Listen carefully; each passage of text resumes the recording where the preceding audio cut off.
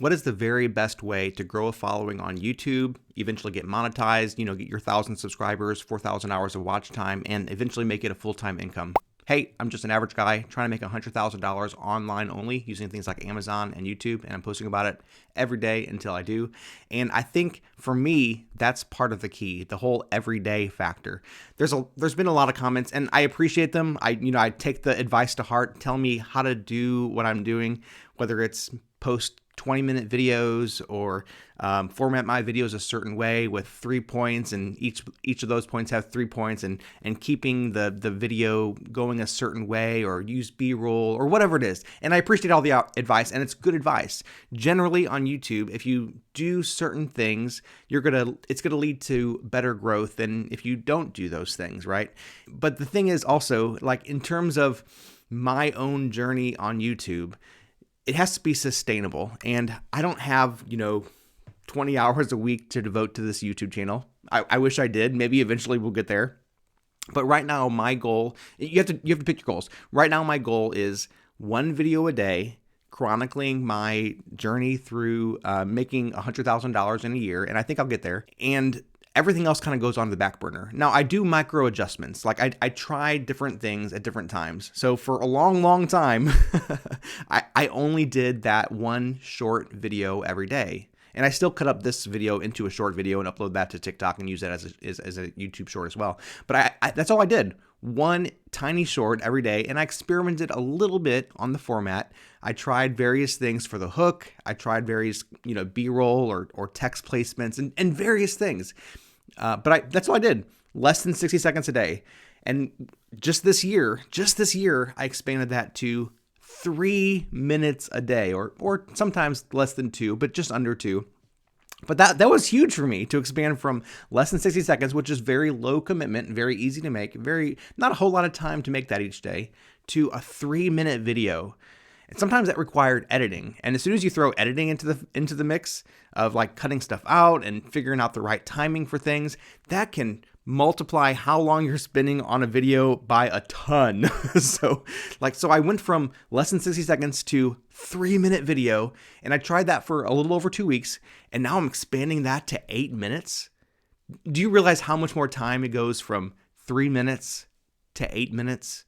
I mean, it sounds like you're only slightly doubling the time, but in terms of the planning, in terms of the editing, in terms of, even if I did very, very little uploading, just watching it back and then uploading it, I mean, you're multiplying your time by 2, 3, sometimes 4, even more than that times, just to get a video, my daily video up on YouTube. Now, I'm not complaining about this, and I'm not even pushing back against the comments. I think they're good comments. I think you're right. I think putting more planning in terms of what I'm going to say beforehand is absolutely necessary.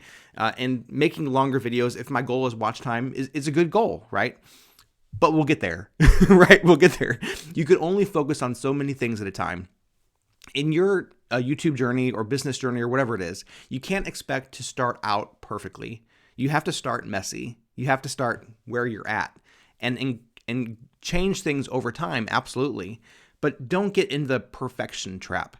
Don't say to yourself, I can only do it if I get everything right. No, you're never going to get everything right, for one thing.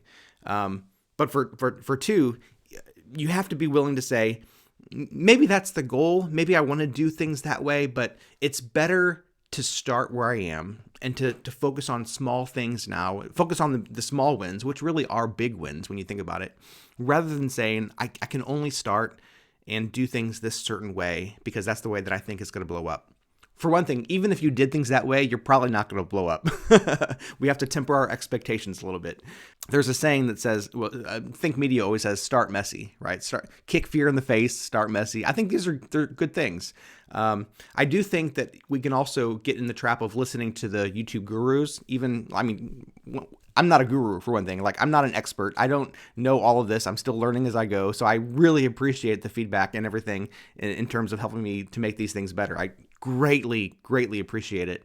And yet at the same time, it's more important just to put yourself out there. Don't listen to the experts tell you so much that you have to get things a certain way. That's why I like that one thing from Think Media. kick fear in the face, start messy, start before you're ready. I think it's super good advice. So even in the process, like I've been doing this for a long time. Even before I started this 100K in a year challenge, I've been on this channel. You can look back. I think I started this channel in 2021, maybe 2022. No, 2021. It had to have been that year. I can look back, but I'm not going to right now. So even before 2024, when I started this 100K in a year challenge, I'd already been doing this for 2 or 3 years. So I've been already trying to make things better and better and better. And over the course of those 2 or 3 years, I stopped several times. I stopped making videos for long periods of time because I thought the only way that I could progress is by making videos a certain way. And that led me to stop making videos altogether because I thought if it doesn't meet this quality standard, then I can't put it out there. It's just not true. It's just not true.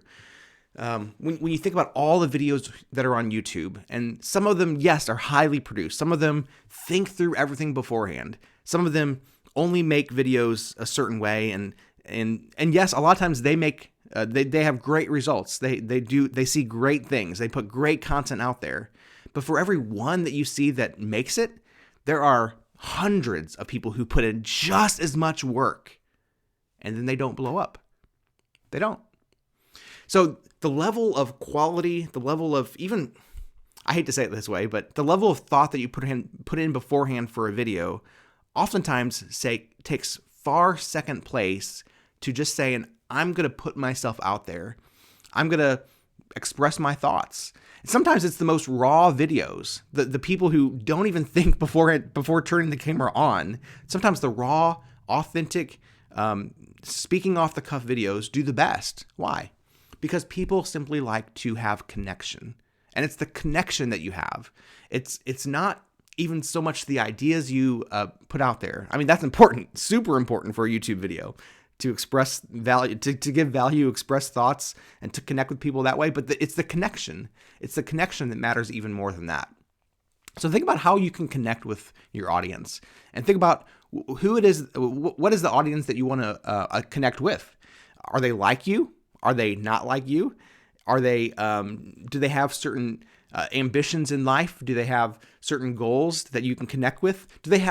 Is your audience different than you, and you're trying to reach people who are so different than you in terms of like thought processes and goals, that your content isn't so much about connecting with your audience in a we want to be friends kind of way, but even challenging your audience to come alongside you, or I hate to say it this way, but challenge your audience in such a way as to stir up controversy so that your videos get more attention, so that you're the hated villain rather than the good guy who's connecting with his audience.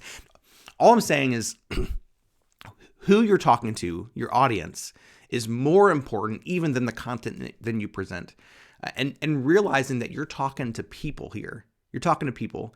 So as much planning as you can do beforehand, I'm not saying that's not important. Certainly, planning is important. Certainly, execution is important. But even more important than that is fostering this true connection that you have with your audience. Listen, I don't have it all figured out. I can say that till I'm blue in the face. And certainly what I'm saying right now, I could get a lot of this stuff wrong. Definitely. I'm still learning as I go. I'm still saying, here's the quote I was trying to think of earlier. Done is better than perfect.